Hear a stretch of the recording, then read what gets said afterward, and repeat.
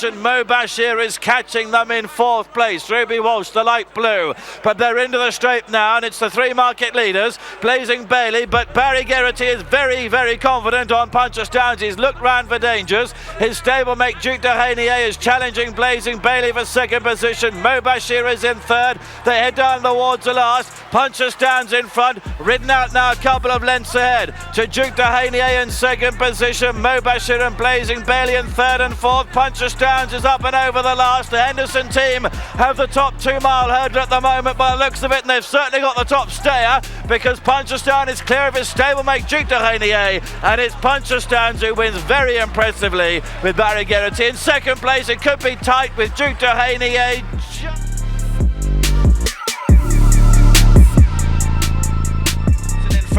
From West Approach and Tom O'Brien in 2nd place. On the right is You Know What I Mean, Harry, coming with Alex de la Regia. Then behind those is Petite Zig and Little Rockefeller from Zarkanda ridden along. They're into the home straight. You Know What I Mean, Harry is 3 lengths off the lead in 3rd place. The new leader is West Approach in the orange, who just takes it up now to Ballyoptic. On the right is You Know What I Mean, Harry is steadily getting to him and travelling strongly. Little Rockefeller behind those. Ballyoptic was the leader at the 2nd last. To West Approach in 2nd position. Lead of about 5 lengths to Lil Rockefeller, and You Know What I Mean, Harry keeps on improving. Another victory for him. Little Rockefeller in.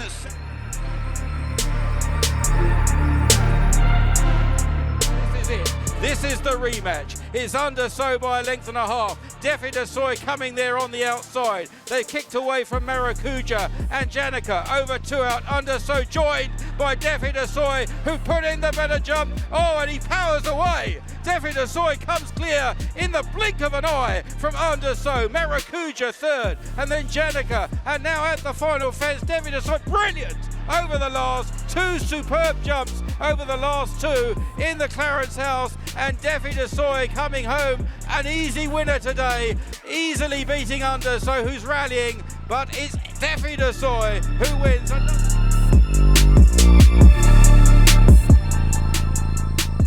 Straightening up for home, it's Monet's Garden. Out in front for Barry Geraghty. He's 3 or 4 lengths clear. He steals the peep, Geraghty. He's going well as he comes towards the 2nd last now. Monet's Garden measures it, and he's foot perfect at it. Lands over at 4 to 5 lengths clear. Alberta's run in 2nd, followed by the Sawyer. Then Here Comes the Truth, and further back O'Creck. But the classy Monet's Garden with 1 left to jump. He draws towards it now. He steadies. He's over again. A real pro, isn't he? It's Monet's Garden, this 12-year-old, trained by Nicky Richards and ridden by Barry Geraghty. Comes on to win his 16th race from 20 starts. A good performance.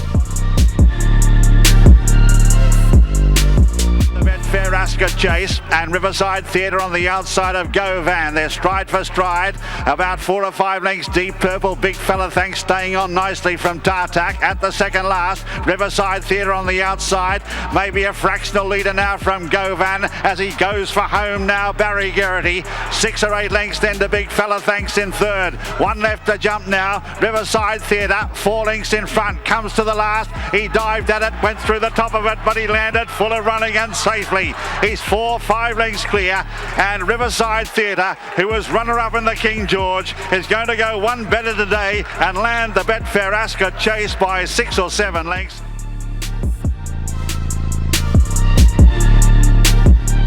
is in 5th place and continuing to make ground. Riverside Theater, however, is travelling strongly. Medami is in 2nd place. I'm Singing the Blues is in 3rd as Riverside Theater turns for home, bidding for back-to-back Betfair Ascot chases. Medami sticking in the game is in 2nd place. I'm Singing the Blues and Gorvan have gone past Corto Stone, who hasn't got home. Riverside Theater still travelling well. Medami, a gritty horse, trying to stay in and engage in a fight as they take 2 from home. Riverside Theatre's jumping, is standing the test, but Medami is trying to get him into a scrap. He's got a length and a half to find. Gorvan has run on his 3rd, but won't reach the front 2. Riverside Theater still has a useful lead at the last. He comes to the final fence and again he's good. Medami can't wrestle back this length and a half, and Riverside Theater is 2 lengths clear on the run up towards the line. Medami is given gallant pursuit all the way up the race, up to the line. Riverside Theater back to back.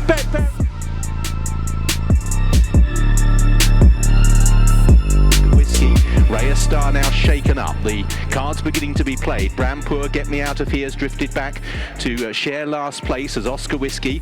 Turning for home, Raya Star is now niggled along. Brampoor in red and orange and Get Me Out of Here as they turn back towards the second last. Barry Geraghty just beginning to turn the screw here. Raya Star, Brampoor both being niggled along. Get Me Out of Here just being ridden patiently in the hope that they'll come back to him, but Oscar Whiskey comes towards two from home, takes it well. Raya Star in second place, a horse that always finds but has got an awful lot to do to get on terms. Oscar Whiskey comes down towards the last and stretches away.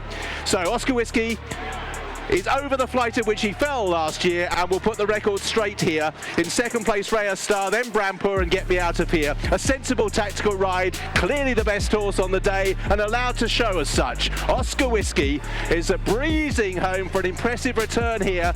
Barry Geraghty and Nicky Henderson out of luck with Finian's Rainbow, but this is an impressive Coral Hurdle success for Oscar Whiskey.